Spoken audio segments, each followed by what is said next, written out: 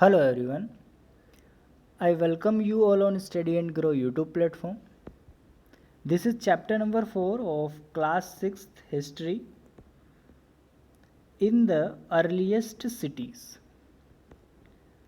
and ये इसका second part है.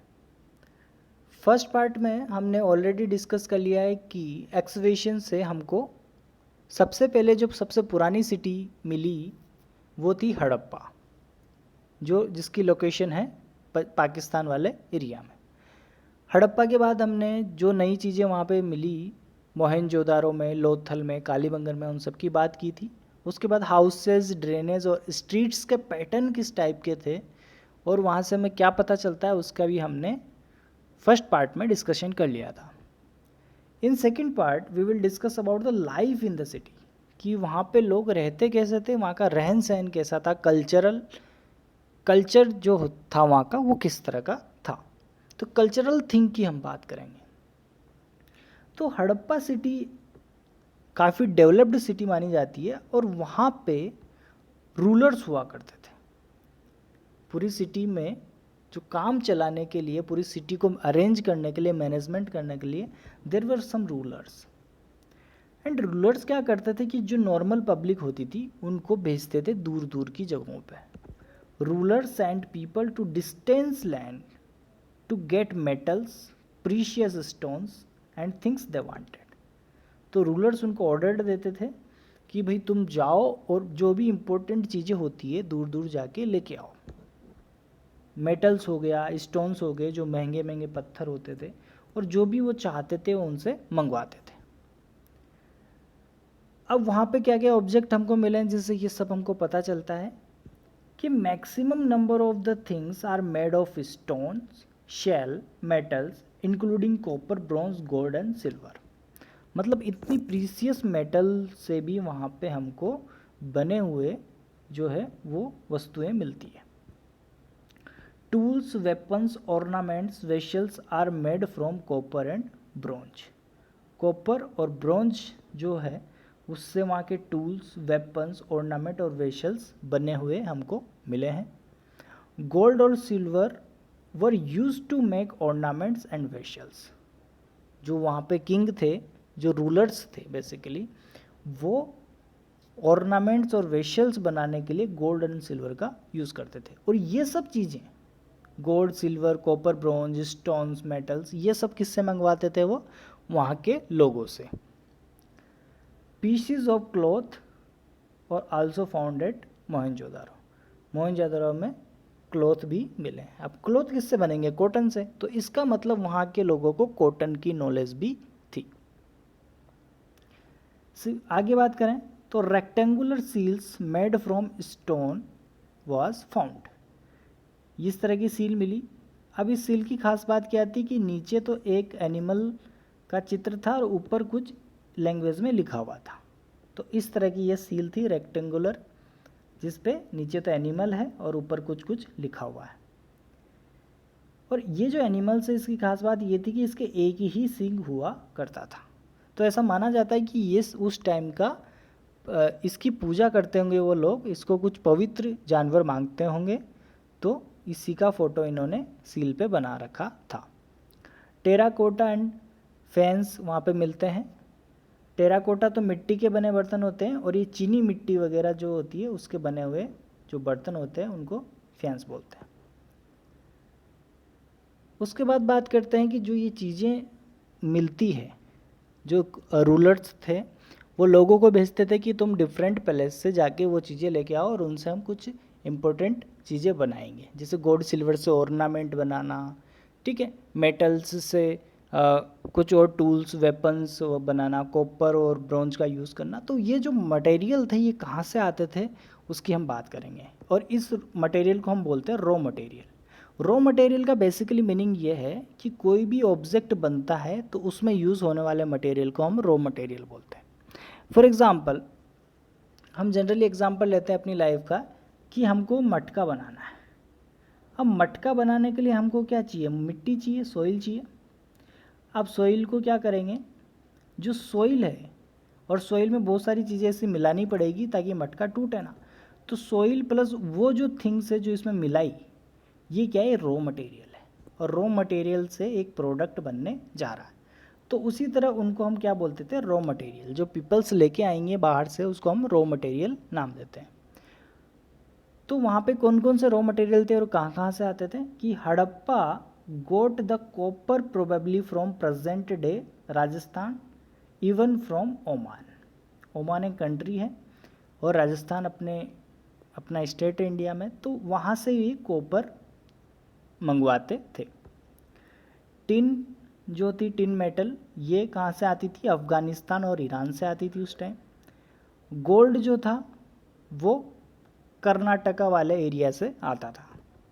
उसी तरह बात करें कि जो स्टोन्स थे महंगे वाले, वो गुजरात, ईरान और अफ़गानिस्तान जैसे एरिया से आते थे। तो ये रॉ मटेरियल है जो डिफरेंट प्लेसेस से वहाँ पे लोगों के द्वारा लाए जाते थे। अब ये हमको कैसे पता चलता है कि जहाँ पे जो चीज़ ज़्यादा मात्रा में है वो वहाँ से ही लेके आते हैं। जैसे राजस्थान में कॉपर अच्छा मिलता है तो वो राजस्थान से कॉपर लेके आते होंगे। और बहुत सारी चीज़ें ऐसी थी जो वहीं पे प्रेजेंट थी, उसको बाहर से मंगाने की ज़रूरत नहीं थी, तो वो वहीं पे अवेलेबल हो जाती थी और उससे वो रॉ मटेरियल की तरह यूज़ करके कुछ ऑब्जेक्ट बना लेते थे। अब बात करें हड़प्पा टाउन इन गुजरात की, तो गुजरात में जो हड़प्पा टाउन है उसकी हम बात करेंगे। तो यहाँ पे बात करते हैं Dholavira. Dholavira was located at Khadir Bait in Rann of Kutch. Rann of Kutch, Kutch एक जगह है गुजरात में, ठीक है, वहाँ पे खादिर बैत में धोलावीरा एक साइट है। तो Dholavira was distributed into 3 parts. 2 parts are other Harappan site. जो हड़प्पा साइट थी वो बेसिकली 2 पार्ट में बटी हुई थी, हमने डिस्कस किया। 2 पार्ट कौन से थे, एक तो वेस्ट होता था, एक ईस्ट होता था। ईस्ट वाला एरिया बड़ा और स्मॉलर होता था, मींस स्मॉलर और लोअर होता था, जबकि वेस्ट वाला जो एरिया होता था वो स्मॉलर और हायर होता था, ठीक है। तो इसको हमने बोला था सीटाइडल और इसको हमने बोला था लोअर टाउन, लोअर टाउन, और ये सीटाइडल, इसको हायर टाउन नाम देते हैं।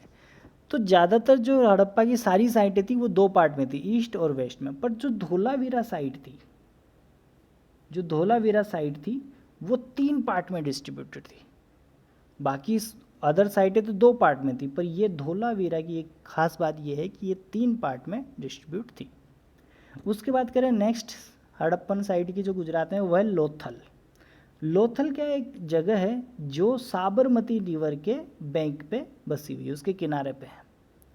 अब लोथल इम्पोर्टेंट इसलिए है क्योंकि ये पोर्ट था। लोथल पोर्ट क्या होता है, जहाँ पे जहाज वगैरह आते हैं, नाव वगैरह आती है, तो वो जहाज वगैरह से भी सप्लाई करते होंगे, ऐसा हम अनुमान लगा सकते हैं। तो Lothal mountain near by the Sabarmati river, so raw material like semi precious stone were basically available, ठीक है, क्योंकि स्टोन्स वगैरह हमें नदियों में मिलते हैं, ठीक है। तो इसलिए भी ये एक इम्पोर्टेंट साइट है। A dockyard at Lothal, ships and boats came from the sea and finish the river canal.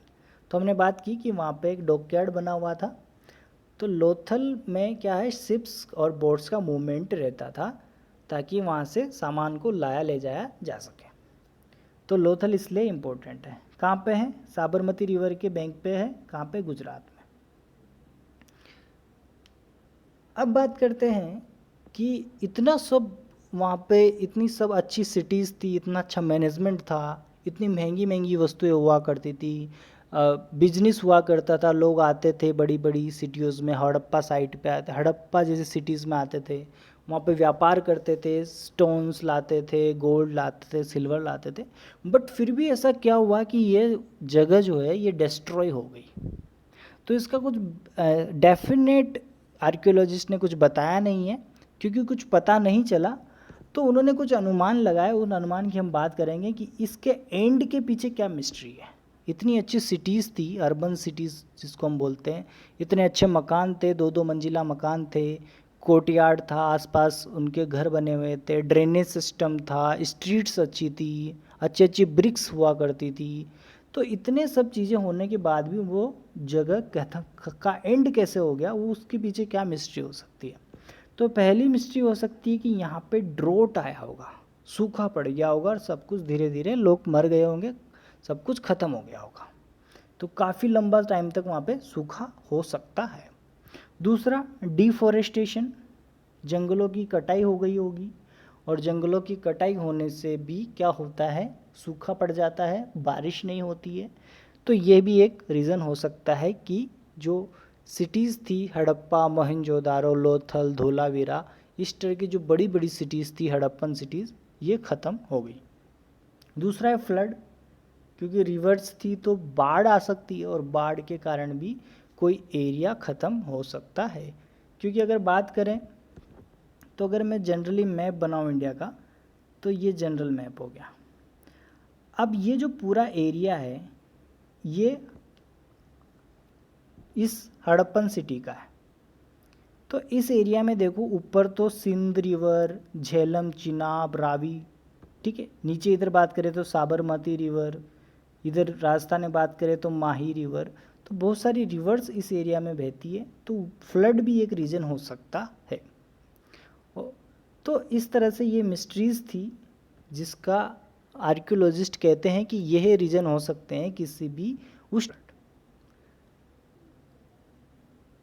तो guys, this was our chapter, and if you like it then subscribe the channel and watch chapter number 5. Thank you guys.